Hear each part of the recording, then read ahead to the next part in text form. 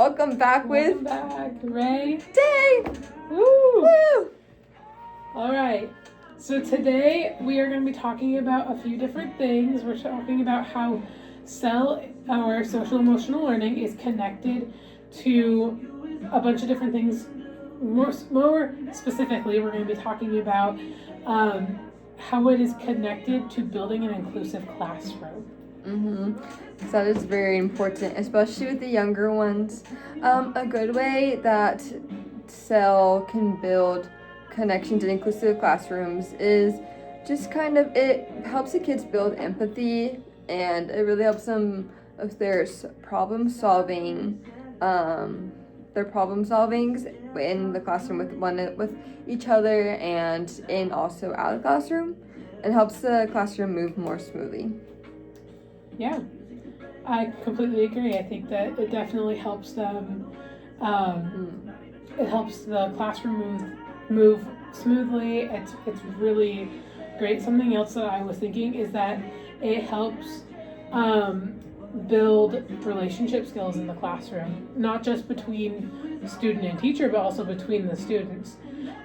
Because it really can, when you teach building relationship skills, and you can see it when the children trust you and your students have more of that connection with you, and also it helps when the students are learning how to be together and work in groups. For sure, because without the group work, they really would not move very smoothly. I think that's it for this one. Yeah. Yeah.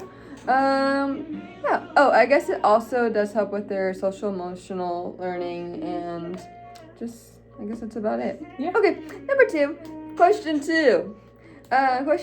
We are discussing about how SEL helps with self-confidence, self-advocacy, self-directed learning, and decision-making. So for the self-confidence, we can really help them, and it teaches them how to use kind words, and not only for themselves, but also for others, which is very important. Yeah, and how we can teach that is we could probably find a video that How to improve self-confidence. Look in the mirror and call yourself beautiful. You are beautiful, no matter what they say. Have the conversation about, what did you notice in this video, or what do you think this video, how does this video relate to you? And another thing that I thought about was also posters in the classroom. I know that there was these cat posters that I had in the classroom. There was one where it was holding a bar, and it was you can do it, or something like that.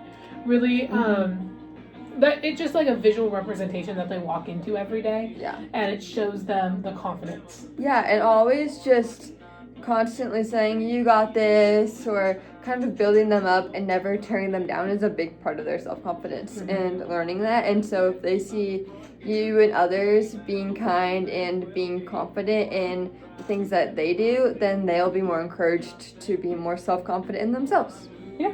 I completely agree. Yeah. Next, we're talking about self-advocacy. Yeah. Self-advocacy, I was really thinking about, talking about how they could stand up for themselves. Yes. Sometimes kids have a really hard time with that, and that kind of goes into confidence. They have a really hard time with self-confidence. They can't really stand up for themselves. But maybe if you give them scenarios or examples of what that would look like, oh, this kid's not being very kind to you, here's how we can stand up for ourselves in a nicer way, or even just talking about being the bigger person, or just walking away in certain situations, I think is really important. And I would say also giving an equal amount of independent work time, just to build that sense of self-independence. For sure. So that they don't feel like they have to depend on somebody else all the time. And then to go with that independent work time, it really, I think that pulls into our next topic, which is self-directed learning. For self-directed learning, I feel like just giving them a lot of independent learning time and like homework time by themselves to give them a chance to try. And even if they fail, it gives them a chance to try again until they get it. And I think that helps. That'll help them really.